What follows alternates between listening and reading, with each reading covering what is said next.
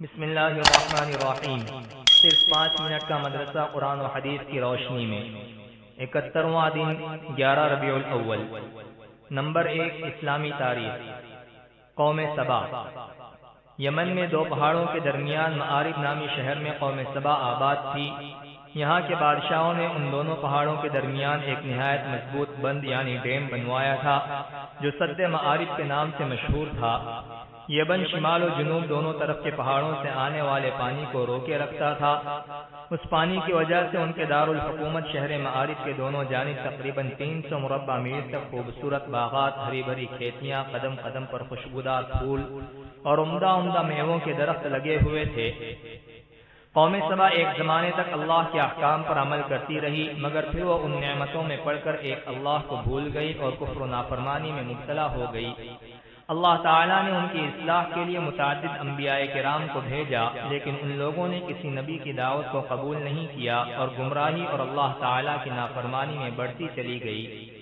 بالآخر اللہ تعالیٰ نے ان لوگوں پر عذاب نازل کیا اور جس مضبوط بند پر انہیں بڑا ناز تھا اس کو توڑ کر پورے شہر، باغات اور کھیتوں کو برباد کر دیا۔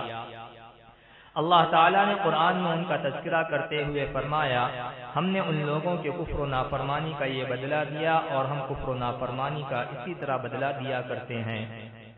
نمبر 2، اللہ کی قدرت۔ جانداروں کے جسم میں جوڑ۔ اللہ تعالیٰ نے تمام جانداروں کے اندر مختلف جوڑ بنائے ہیں۔ خود انسان کے جسم میں بھی بہت سے جوڑ ہیں جن کی وجہ سے چلنے پھرنے، اٹھنے بیٹھنے میں بڑی سہولت ہوتی ہے۔ اگر یہ جوڑ نہ ہوتے تو ہمیں چلنے پھرنے میں بڑی پریشانی ہوتی۔ جب کبھی انسان کے جسم کی کوئی ہڈی ٹوٹ جاتی ہے تو اس کو تکلیف کے ساتھ ساتھ اس نعمت کی قدر معلوم ہوتی ہے۔ واقعی اللہ تعالیٰ نے جانداروں کے جسم میں مختلف جوڑ بنا کر بڑا ہی احسان کیا ہے۔ یہ سب اللہ کی قدرت ہی کی کاریگری ہے۔ نمبر 3، ایک فرض کے بارے میں باجماعت عشاء اور فجر کی نماز پڑھنا۔ رسول اللہ صلی اللہ علیہ وسلم نے فرمایا، جو شخص عشاء کی نماز جماعت کے ساتھ پڑھے گویا اس نے آدھی رات عبادت کی، اور جو فجر کی نماز جماعت کے ساتھ پڑھ لے گویا اس نے ساری رات عبادت کی۔ نمبر 4، ایک سنت کے بارے میں کھانے میں عیب نہ لگانا۔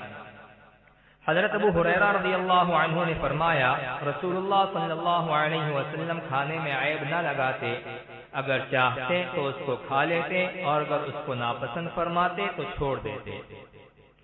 نمبر 5، ایک اہم عمل کی فضیلت، اپنے عزیز کی وفات پر صبر کرنا۔ رسول اللہ صلی اللہ علیہ وسلم نے فرمایا، اللہ تعالیٰ فرماتا ہے کہ جب میں اپنے کسی مومن بندے سے دنیا والوں میں سے اس کا کوئی عزیز لے لیتا ہوں اور وہ صبر کرتا ہے تو اس کے لیے سوائے جنت کے میرے پاس کوئی اجر نہیں ہے۔ نمبر 6، ایک گناہ کے بارے میں والدین کی نافرمانی کرنا۔ رسول اللہ صلی اللہ علیہ وسلم نے فرمایا، ہر گناہ کی سزا کو اللہ چاہے تو قیامت کے دن تک مؤخر کرتا ہے، سوائے والدین کی نافرمانی کی سزا کے کہ اللہ تعالیٰ اس کی سزا موت سے پہلے دنیا ہی میں چکھا دیتا ہے۔ نمبر 7، دنیا کے بارے میں انسانوں کی حرص و لالچ۔ رسول اللہ صلی اللہ علیہ وسلم نے فرمایا، اگر آدمی کے پاس مال و دولت کی 2 وادیاں ہوں تو وہ تیسرے کی تلاش میں رہے گا، اور آدمی کا پیٹ تو بس قبر کی مٹی ہی بھر سکتی ہے۔ نمبر 8، آخرت کے بارے میں جنت میں کون جائے گا۔ قرآن میں اللہ تعالیٰ فرماتا ہے، جو شخص بغیر دیکھے اللہ سے ڈرتا ہوگا اور رجوع ہونے والا دل لے کر حاضر ہوگا، ان سے کہا جائے گا کہ تم جنت میں سلامتی کے ساتھ داخل ہو جاؤ، یہ ہمیشہ رہنے والا دن ہے، ان کے لیے وہ سب کچھ ہوگا جو وہ چاہیں گے۔ نمبر 9، طب نبوی سے علاج، معدے کی صفائی۔ رسول اللہ صلی اللہ علیہ وسلم نے فرمایا، انار کو اس کے اندرونی چھلکے سمیت کھاؤ کیونکہ یہ معدے کو صاف کرتا ہے۔ فائدہ، علامہ ابن قیم رحمۃ اللہ علیہ فرماتے ہیں کہ انار جہاں معدے کو صاف کرتا ہے وہیں پرانی کھانسی کے لیے بھی بڑا کارآمد پھل ہے۔ نمبر 10، قرآن کی نصیحت۔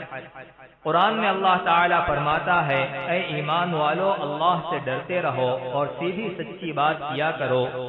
اگر ایسا کرو گے تو اللہ تعالیٰ تمہارے کام سنوار دے گا اور تمہارے گناہ بخش دے گا، اور جس نے اللہ تعالیٰ اور اس کے رسول کا کہنا مانا تو اس نے بڑی کامیابی حاصل کر لی۔